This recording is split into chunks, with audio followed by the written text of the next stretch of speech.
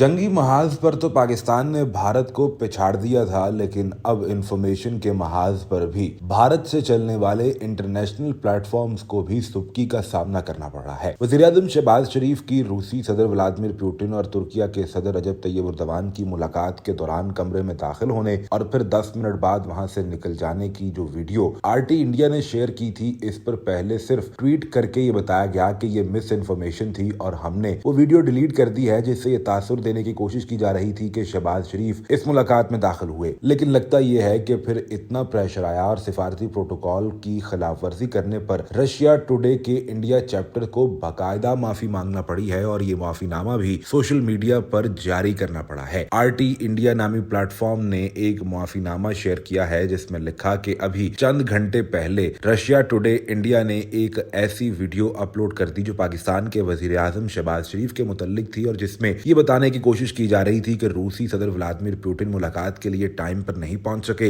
इंतजार करते करते शहबाज शरीफ थक गए और फिर उस कमरे में दाखिल हुए जहां रूसी सदर और तुर्किया के सदर इकट्ठे बैठे थे। यहाँ भी शहबाज शरीफ 10 मिनट ही बैठे और बाहर निकल आए। ये सब आरटी इंडिया ने अपने प्लेटफॉर्म पर लिखा था और इसके मुतल्लिक अब उन्होंने बाकायदा माफी मांगी है। उन्होंने अपने माफीनामे में लिखा कि हम पाकिस्तान के वज़ीर-ए-आज़म से भी माफी चाहते हैं और आरटी इंडिया की ऑडियंस से भी माफी चाहते हैं कि हमने इस सारे मामले में सच बयान नहीं किया है। जिसके बाद सोशल मीडिया पर आरटी इंडिया के इस माफीनामे से मुतल्लिक अब ये कहा जा रहा है कि दरअसल ये एक ऐसी माफी है जो इंडिया को मई 2025 के बाद ही मांग लेनी चाहिए थी। अलबत्ता पाकिस्तान के लिए एक और बड़ी फतह साबित हुई कि इंडिया एक बार फिर अपनी प्लेटफॉर्म पर मिस इन्फॉर्मेशन फैलाने पर जलील हुआ है। अब यकीनी तौर पर आरटी इंडिया चैप्टर का सरबराह यानी एडिटर कोई भारतीय ही होगा, जिसको ये अंदाजा नहीं था कि कितना प्रेशर आने वाला है। और आरटी जिसको रशिया टुडे के नाम से दुनिया भर जानती है, ये एक प्रोफेशनल न्यूज